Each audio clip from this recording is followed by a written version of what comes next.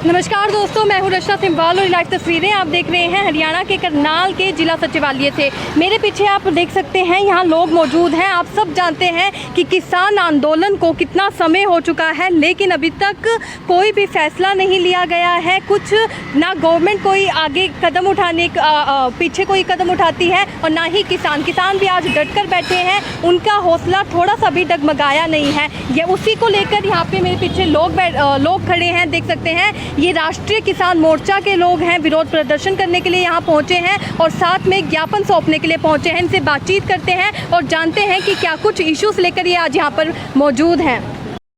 तो जो आज कह सकते हैं राष्ट्रीय किसान मोर्चा जी, पूरे भारत में 750 ज़िले हैं। तो आज 566 ज़िलों में एक दिन और एक ही समय पर आज ये हो रहा है और इसके अध्यक्ष हैं राम सुरेश वर्मा जी। उनकी अध्यक्षता में आज ये पूरे देश भर में जो किसानों के खिलाफ जो काले कानून थे उनकी विरोध में आज ये चीज़ें हो रही हैं। क्योंकि अभी क्या है क्या नहीं, अगर मैं बात करूँ 1947 की, क्योंकि 1947 के बाद में जैसे ही आज 15 अगस्त है, 16 अगस्त को एक हमारे कार्यकर्ता थे अन्ना भाऊ साठे, उन्होंने कहा ये आज़ादी झूठी है, देश की जनता भूखी है। 80 करोड़ लोग आज भूखमरी से के कगार पर हैं। और फिर 47 अगर 15 अगस्त से पहले की बात करा, अंग्रेज़ों का जब शासन था एक भी किसान आत्महत्या नहीं करा था। आज वही आंकड़ा 10,000, हर साल 10,000 किसान आत्महत्या करने पर मजबूर हो रहे हैं। आज भी गुलाम है, उस टाइम गोरों का गुलाम था, आज कालों का गुलाम है, ऐसा जी कह सकते हैं। फिर अगर बात करें तो क्या है क्या नहीं, क्योंकि अभी कांग्रेस हो या भाजपा हो, इन दोनों की सरकार आती है। दोनों की ऐसी सरकार आती है किसानों को कर्जदार देती है, कर्जदार बना देती हैं। अब अपने किसानों का भला करना है, ऐसी पॉलिसी बनाओ कर्जा दो, लेकिन कर्जदार नहीं बनना चाहिए हमारा किसान। अब किसान भाई समस्या तो हमारे पास में क्या रहेगा। मैं किसान हूँ, मेरे पास में अगर 50 अगर कह सकते हैं क्विंटल अगर अनाज है, मेरी लागत है 30 की, मैं 20 को बेचने के लिए तैयार हो जाऊँगा। 20 मैं बेचने के लिए तैयार होगा तभी तो आप खरीदोगे। अगर उसी के पास में कॉन्ट्रैक्ट हो जाएगा, जो एक कानून है कॉन्ट्रैक्ट के जरिए मैं सिर्फ व्यापारी को ही दे पाऊँगा, आप नहीं दे पाऊँगा आपको भी, महंगा खरीदना पड़ेगा। जी आप ज्ञापन देने के लिए आए थे? ज्ञापन सौंपने के लिए? जी, आज अंबेडकर चौक जो नए बस स्टैंड के पास है वहाँ से लेकर ये पैदल हमारी रैली थी और आज डीसी साहब को ये हमने ज्ञापन दे दिया राष्ट्रपति के नाम पर। क्या आश्वासन दिया गया आपको? आश्वासन जी अभी कह रहे हैं कि हाँ भाई आपकी जो ये आपने ज्ञापन दिया उसको हम राष्ट्रपति को पहुँचा देंगे। क्या नाम सर आपका? मेरा नाम अरिंदर कश्यप। साइन वगैरह ये धरना दिया गया है किसान राष्ट्रीय मोर्चा की तरफ से है, तो ये गरीबियों के लिए ज़्यादा है। इसमें जो प्राइवेट सेक्टर में जाएंगे तो जो धान की खरीद करेगा जो प्राइवेट लोग करेंगे, और इससे जो गरीब तबका है उसको बहुत नुकसान होगा। वो उसको उस दामों पे नहीं खरीद पाएगा।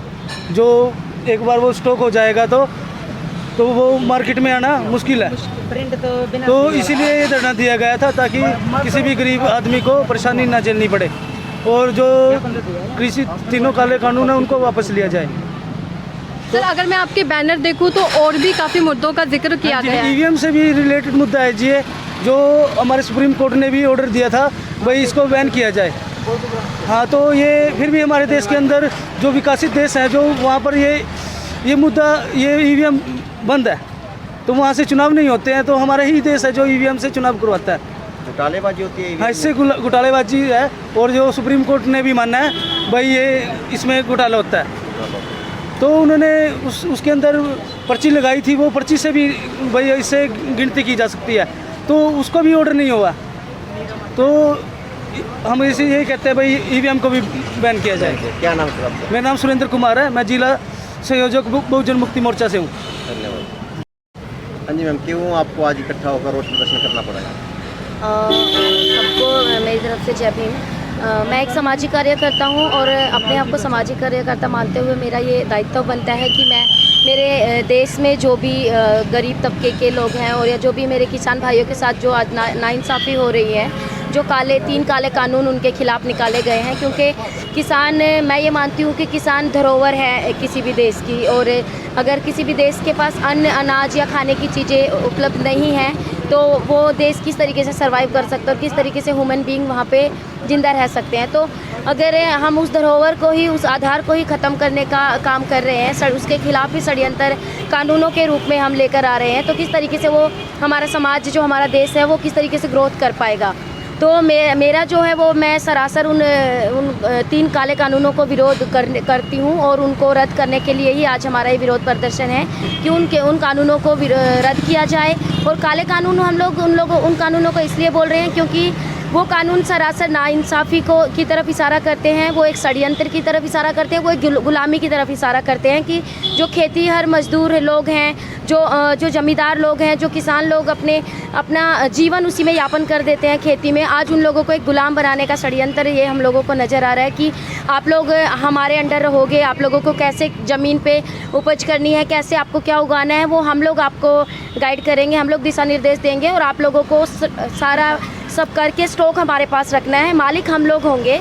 तो वो एक पुराने टाइम का एक स्ट्रैटेजी दिखाई दे रहा है कि राजे महाराजाएं हैं और फिर उसके नीचे खेती करने वाले लोग हैं, उसके नीचे किसान मजदूर लोग हैं जो एक गुलाम की तरह काम करेंगे। जब एक जो अपने आप में आज पूंजीपति मानते हैं, जो किसान लोग हैं, जो मेहनती वर्ग है, वो लोग मानते थे कि हम लोग, अगर हमारे पास एक अच्छा कीमत आ रहा है तो हम लोग नीचे, जो हमारे नीचे गरीब तबका मजदूर वर्ग काम कर रहा है, हम उसको एक अच्छे तरीके का प्राइस दे सकते हैं, दिहाड़ी दे सकते हैं। बट जब किसान ही संतुष्ट नहीं है, उसी को कर्जे के नीचे दबाया जा रहा है, उसी को अच्छे से प्राइस नहीं मिल रहा है, तो जो उसने न्यूनतम मिनिमम प्राइस की जो डिमांड की है वो बिल्कुल जायज़ डिमांड है, उसको बिल्कुल लागू करना चाहिए। और ये जो भी ये बकवास तरीके के जो कानून लेकर आए, काले कानून का नाम जो सामाजिक लोग दे रहे हैं, वो कानून रद्द होने चाहिए और जल्द से जल्द रद्द होने चाहिए। और किसानों की जो डिमांड्स हैं वो सारी पूरी होनी चाहिए, उनको रीज़नेबल प्राइस मिलना चाहिए और वो जिस तरीके से अपने मर्ज़ी से अपने खेती को करते आए हैं वो होना चाहिए। और बाकी जो भी सारी वो उन लोगों की जो डिमांड्स हैं वो सब चीज़ें जायज़ मानी गई हैं, सब लोग उसका समर्थन कर रहे हैं, महिलाएं उसका समर्थन कर रहे हैं, स्टूडेंट्स उनका समर्थन कर रहे हैं, सामाजिक कार्यकर्ता, बाकी ग्रुप संगठन सब लोग रोडों पे हैं कि किसान भाइयों को जो भी उनके राइट्स हैं वो उनको मिलने चाहिए और वो बिल्कुल जायज़ मांगे हैं। इन कृषि कानूनों की वजह से कहीं ना कहीं युवा जो किसान है उनका जीवन अंधकार में है।